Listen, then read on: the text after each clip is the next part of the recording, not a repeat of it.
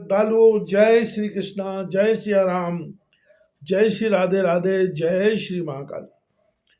पांडवों को व्याध के द्वारा दुर्योधन का तालाब में छिपने का रहस्य ज्ञात होना और दुर्योधन को जाकर के घेरना।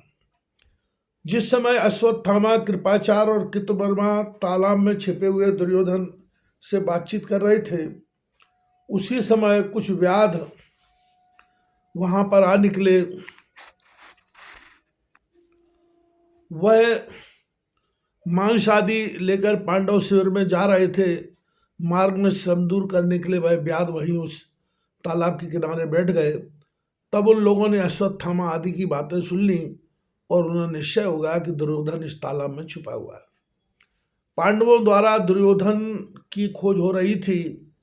वह अपने जाने वालों से दुर्योधन का पता लगाने के लिए कहते थे।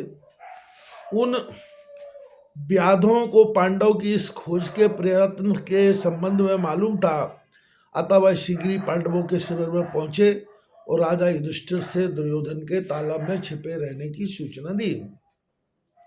दुर्योधन के अदृश्य हो जाने पर पांडव बड़े निराश हो रहे थे, क्योंकि इस महाविनाश का मूल तो दुर्योधन ही था। ऐसी दशा में व्याधों द्वारा दी गई सूचना से पांडवों को बड़ा हर्ष हुआ। उन्होंने उन व्याधों को पर्याप्त पारितोषिक देकर संतुष्ट किया और स्वयं उन व्याधों के बताए हुए तालाब की ओर चले।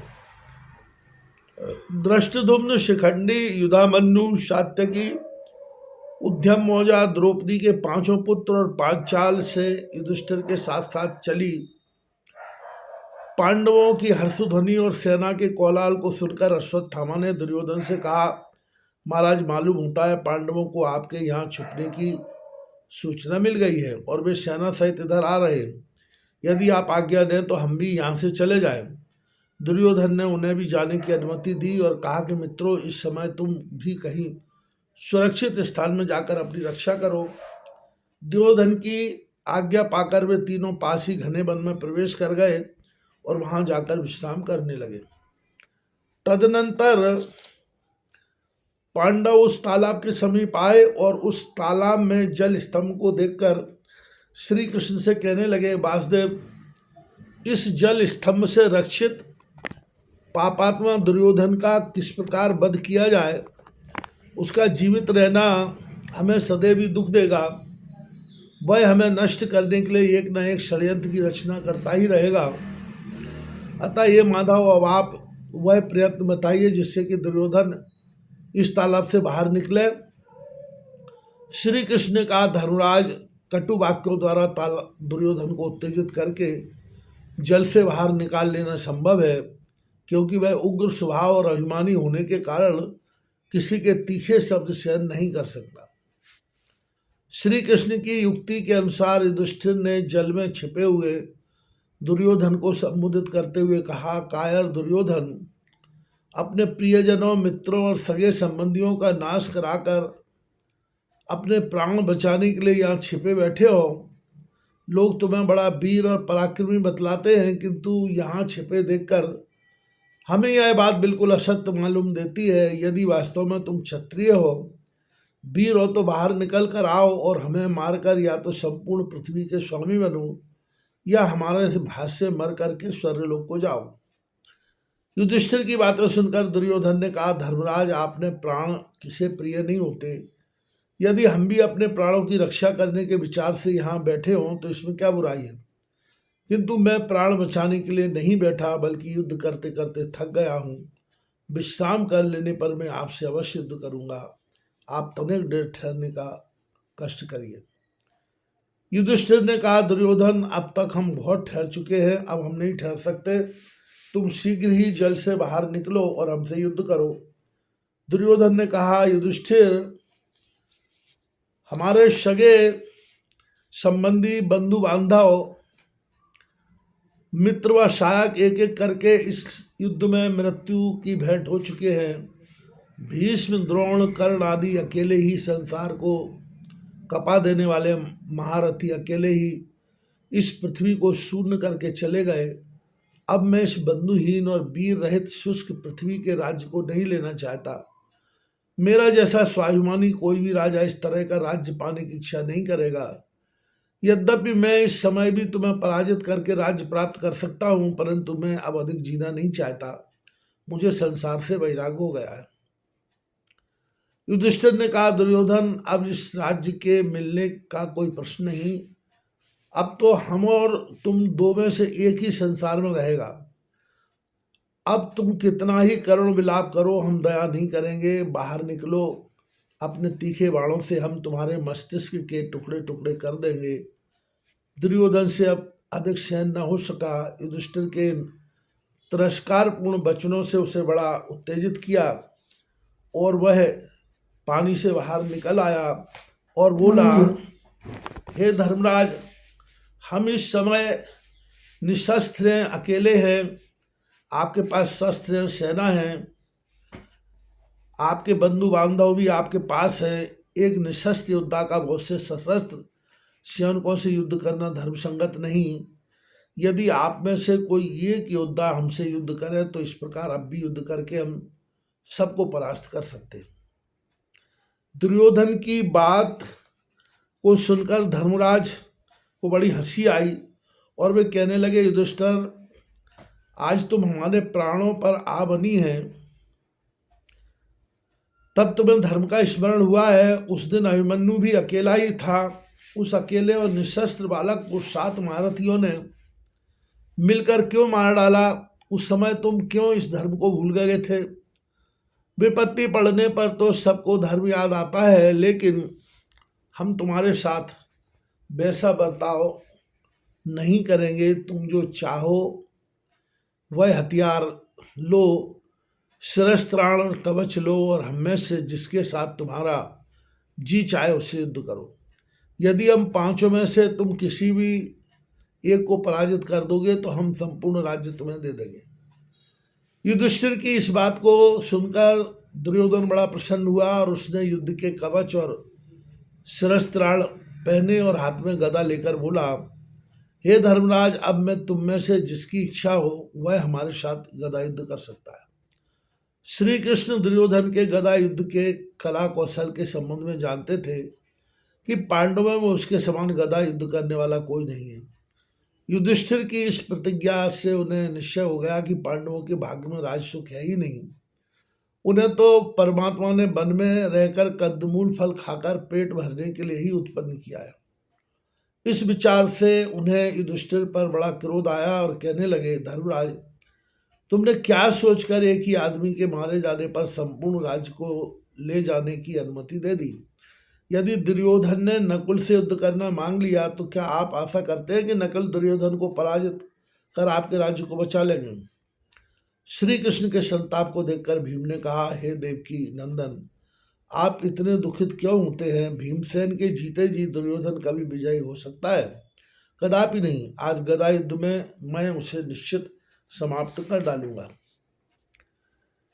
भीम के आश्वासन देने पर श्री कृष्ण को संतोष हुआ और कहा, भीम, गदा युद्ध में दुर्योधन निपुण है, सावधानी से युद्ध करने की आवश्यकता है।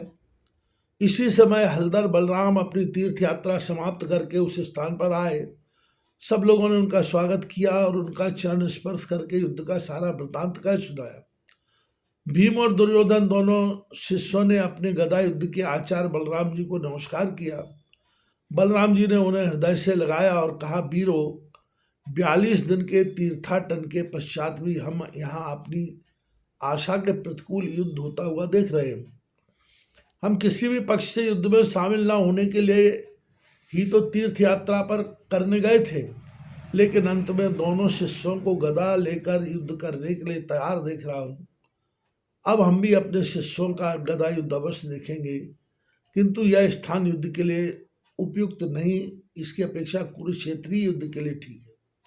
बलराम जी की इच्छानुसार सब लोग कुरुक्षेत्र में गए और एक उपयुक्त स्थान को गदा युद्ध के लिए चुना गया। बलदेव जी मध्यस्थ बनाए गए। शेष सब लोग उनके चारों ओर बैठ गए और दुर्योधन और भीमसेन दोनों भयानक काल दंड के समान गदाएं लेकर मत्त गजराजों की तरह मैदान में आए। दोनों एक दूसरे को देखकर गर्जना करने लगे। तब भीम ने कहा, हे पापिष्ठ, अपने जीवन में तूने कितने पाप किए, आज हम उन सब का उचित दंड देंगे। तब दुर्योधन बोला, भीम, वृथा बकवाद करने की आवश्यकता नहीं है, तुम्हें जो कुछ करना हो करो, मैं तुम्हारे सन्मुख खड़ा हूं। दुर्योधन की बात का सबने समर्थन किया। इससे भीम को बड़ा क्रोध आया और वे बड़े प्रबल वेग से दुर्योधन पर गदा लेकर टूट पड़े। किंतु दुर्योधन पैतरा बदल कर भीम के पहले बार को बचा गया। इस पर भीम को बड़ा भारी क्रोध आया और उन्होंने एक प्रहार दुर्योधन की छाती पर किया, किंतु दुर्योधन इससे भी बचा गया। भीम दुर्योधन पर 2 चोट कर चुके थे। अब की बार दुर्योधन ने भीषण वेग से अपने गदा भीम के मस्तक पर छोड़ी और वह मस्तक से जा टकराई, किंतु बलवान भीम गदा के प्रहार को सहन कर गए। इसी प्रकार दोनों योद्धा एक दूसरे को पराजित करने की लालसा से अपने अपने पूर्ण बल और कौशल का उपयोग करने लगे। गदा युद्ध में दुर्योधन की कलाबाजी, पैतरे का बदलना व मर्म स्थान पर गदा के प्रहार करने की सफाई आदि को देखकर सबको यह निश्चित हो गया कि दुर्योधन भीम की अपेक्षा गदा युद्ध में निपुण है। धीरे धीरे युद्ध भीषण रूप धारण करता जा रहा था।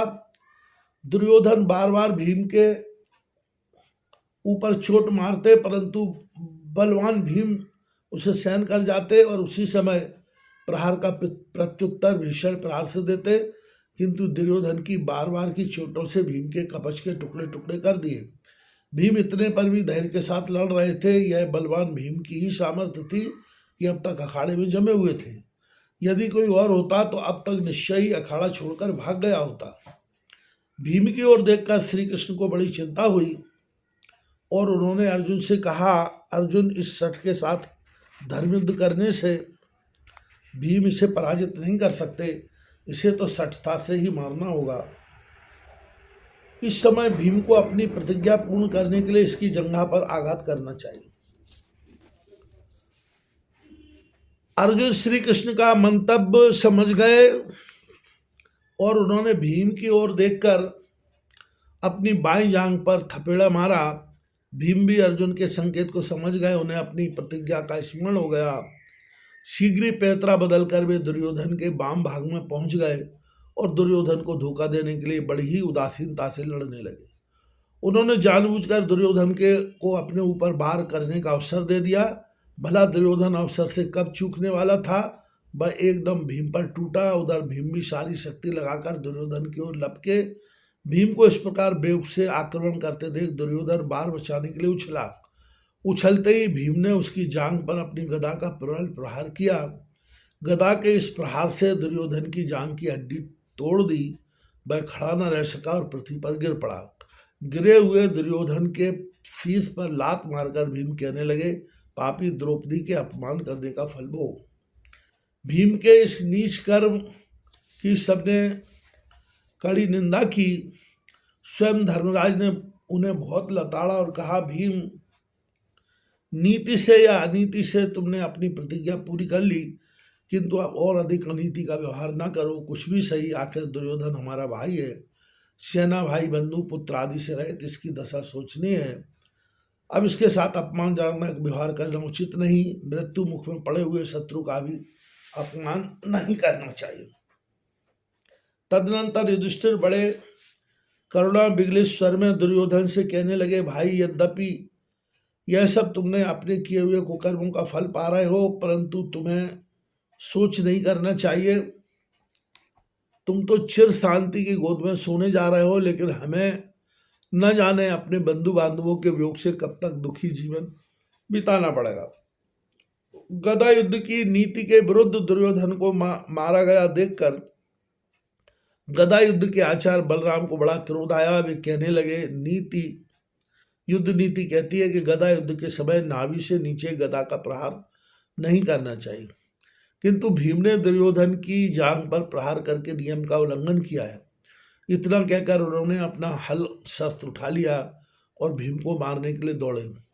तब श्री कृष्ण ने उनको रोक लिया और नम्र शब्दों में कहा, पूज्य बंधु, यादवों में से किसी भी व्यक्ति द्वारा पांडवों का हित नहीं होना चाहिए, क्योंकि पांडव हमारे आत्मीय हैं।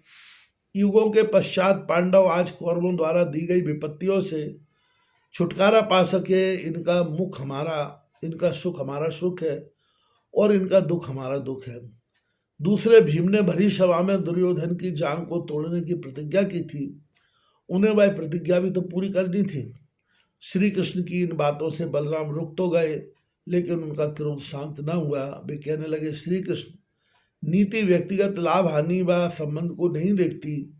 वह शत्रु और मित्र सबके साथ समान रूप से व्यवहार में लाई जाती है। दूसरे अर्थ और काम के वशीभूत होकर ही मनुष्य धर्म विरुद्ध आचरण करता है। इस राज्य लालसा ने तो भीम से यह दुष्कर्म कराया है। तुम्हारी युक्तिपूर्ण तर्क हमारी इस धारणा का परिवर्तन नहीं कर सकती कि भीम ने यह अधर्म का काम किया है। भीम लोकापवाद से छुटकारा नहीं पा सकते। लोग यही कहेंगे कि भीम बड़े बल और कौशल से नहीं, अपितु छल और कपट से लड़ते। बलभद्र को क्रोधावेश में अपने रथ पर बैठकर द्वारका चले गए। श्री सद्गुरुदेव भगवान की जय हो।